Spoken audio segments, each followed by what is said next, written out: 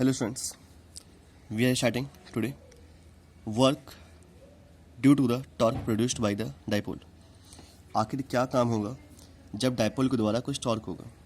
इसका मतलब सीधा सा मतलब this is the electric field, या इलेक्ट्रिक फील्ड में वही लेता हूँ जो मैंने लास्ट डेरिवेशन में कराया था, डायरेक्शन वही लेते हैं। This is the direction of the electric field.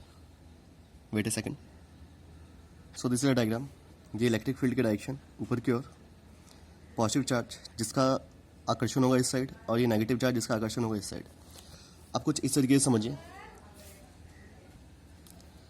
कुछ ऐसा समझिए कि ये नदी का बहाव है इस दिशा में, and this is the boat जो कि कुछ ऐसे हैं।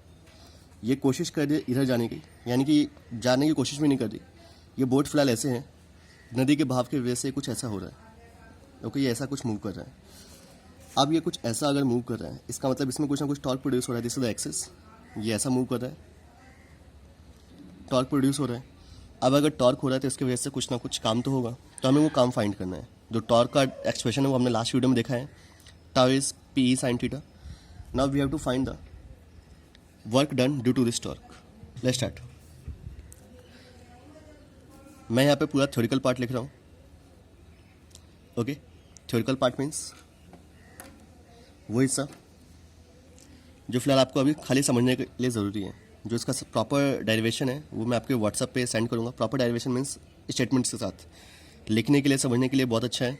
आप इसको देख सकते हैं या लिख भी सकते हैं। अगर आपको स्टेटमेंट्स खुद लिखनी आती है, आपको आदत है लिखने की, so you can use this. Okay, so start. Work done due to torque of a dipole in uniform electric field. This is a topic, so let's start. अगर आपको याद है क्लास 11 का कुछ हिस्सा थोड़ा सा, सो वर्क का बेसिक फॉर्मूला होता है dw is equal to tau d theta. अगर मुझे w फाइंड करना है, ओके, एक और चीज़, कभी कभी क्वेश्चन में वर्क डन ना लिखा आके पोटेंशियल एनर्जी भी आता है। So this is also the expression for the potential energy due to a dipole. Potential energy due to a dipole.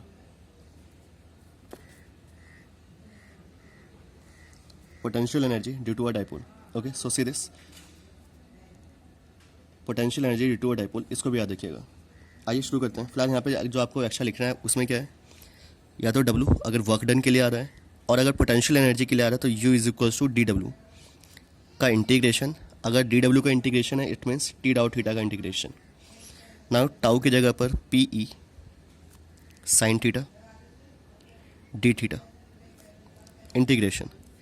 D theta की लिमिट्स क्या होंगी, हमने यहाँ पे एक एंगल बनाया था थीटा। ये जो हिस्सा है हल्का सा, यहाँ पे कुछ थीटा 1 है और अभी कुछ थीटा 2 हो रहा है या फिर थीटा 3 हो रहा है, तो ये कुछ हल्का सा मुड़ा थीटा 1 है फिलहाल, और बाद में हो गया इसका एंगल थीटा 2। ओके, फिलहाल इसी केस में ये अभी कुछ इतना टेढ़ा है तो एंगल बन रहा है थीटा 1। जब कुछ और हल्का सा मुड़ेगा यहाँ से तो एंगल बनेगा थीटा 2, कुछ और बनेगा तो थीटा 3 या फिर जो भी बनेगा। तो हम खाली एक केस निकाल रहे हैं पहले एंगल से दूसरे एंगल के लिए, दैट इज थीटा 1 से थीटा 2, जहाँ पर अभी है और जहाँ पर बाद में होगा। So this is PE constant है, बाहर आ गया, साइन थीटा डी थीटा का integration theta 1 to theta 2। Sine theta का integration is cos theta minus का, this is minus cos theta theta 1 से theta 2।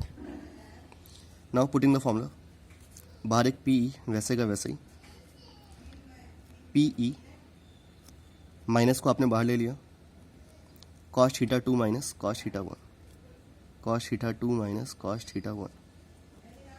That's the final expression for the potential energy और the work done. Derivation जिस भी चीज़ का है, work done या फिर पोटेंशियल एनर्जी, दोनों का डेरिवेशन सेम ही है, इसको याद रखिएगा। आगे हम बढ़ते हैं। सो ध्यान रखिए इस पूरे एक्सप्रेशन को, W इज इक्वल्स टू या फिर U is equals to PE cos theta 2 minus cos theta 1, और बाहर एक छोटा सा माइनस। इसके भी 3 कंडीशंस हैं। पहला case, when theta 1 is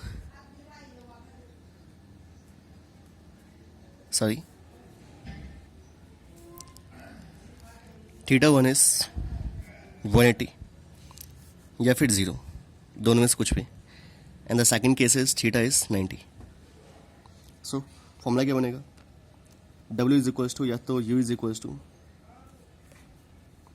minus P E cos theta, और जो आपके पास थीटा 2 है दोनों केस में इट इज़ थीटा 2 की जगह पे थीटा ही है, बट थीटा 1 या तो 0 180, अगर 0 है, चलिए पहले 0 के लिए करते हैं, अगर 0 है तो थीटा 2 की जगह थीटा, एंड अगर 0 है तो कॉस 0 की वैल्यू होती है 1 when theta is 0, and when theta is 180 U equals to W is equals to minus P E cos theta, cos 180 की वैल्यू होती है +1 +1. एक्चुअली कॉस थीटा की वैल्यू होती है +1, बाहर एक माइनस था इसलिए माइनस, कॉस 180 की वैल्यू होती है -1 और बाहर पहले से एक माइनस था, तो this is minus minus +1. Now cos theta cos 90 की वैल्यू क्या होती है, सो W इज या फिर U is minus P E cos theta -0 because cos 90 is 0, so this is minus P E. This is the potential energy और work done. This is the basic formula. So ये आपको याद होना चाहिए, potential energy और work done के conditions, derivations, छोटा सा डेरिवेशन है. मिलते हैं नेक्स्ट वीडियो में. इसके लिए डायग्राम वैसे ज़्यादा ज़रूरी तो नहीं होता, बट समझने के लिए काफ़ी अच्छा है. डायग्राम सेम है उसी के जैसा आपने टॉक में किया था. थैंक यू, मिलते हैं नेक्स्ट वीडियो में.